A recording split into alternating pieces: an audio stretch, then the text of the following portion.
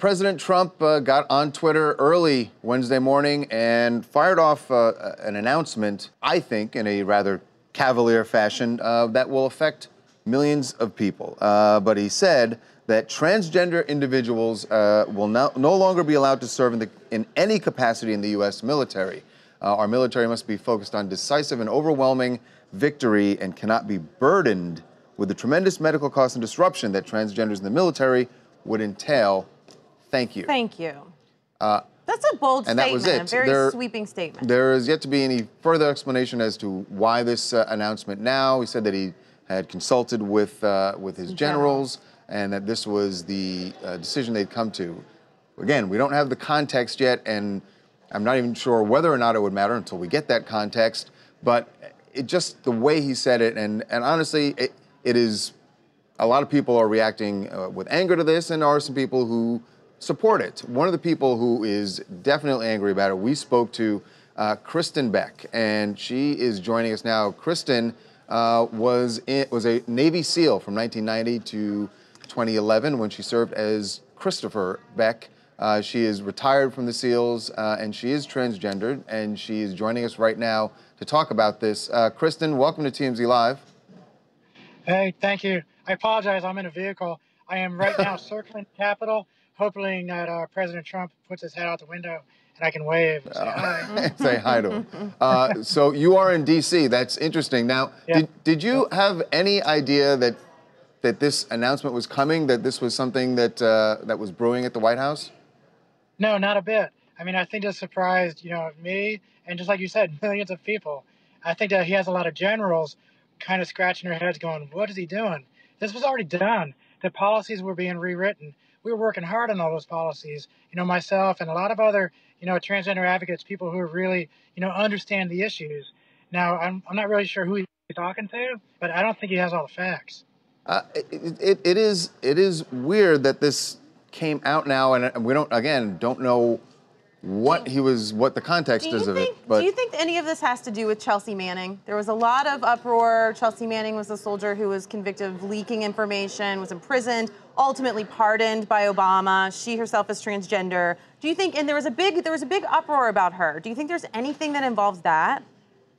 I mean, it's possible. I mean, there's any part of society, even every professional football teams, have some folks that do some things that you're like, what the heck is the Dallas Cowboys have that person for?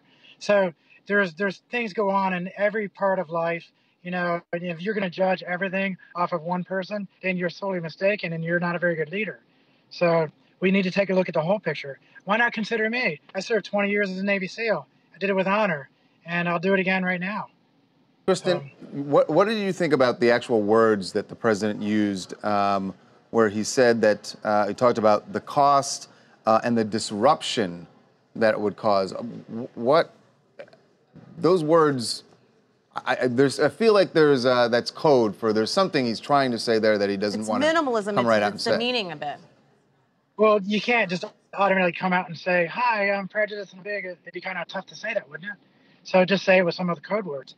Now, the cost is measurable by many studies, and in disruption, I think his one single tweet is more disrupting than what would ever happen as far as transgender people serving.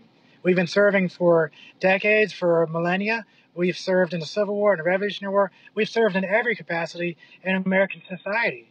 So his tweet is more disruptive than a transgender person. And what would you, I don't know, one of the things that struck me about this immediately is that during the campaign, President Trump had said that he was going to champion the rights of the LGBT community, and he had put down Hillary, saying that she was not going to further the rights of the LGBT community.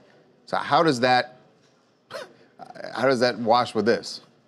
So you're a politician and you're making a lot of promises on a campaign trail. Yeah, whatever. You said it during your campaign trail. I don't believe a word of it. So what he's doing right now is the truth. So the truth is he has no respect for the LGBT community, as he's shown through his actions.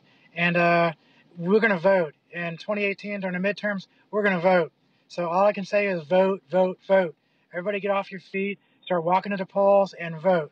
And you're going to vote as Latino, you're going to vote as transgender, you're going to vote as, you know, every part of life who he's been disrespecting, then we're going to all go out and vote.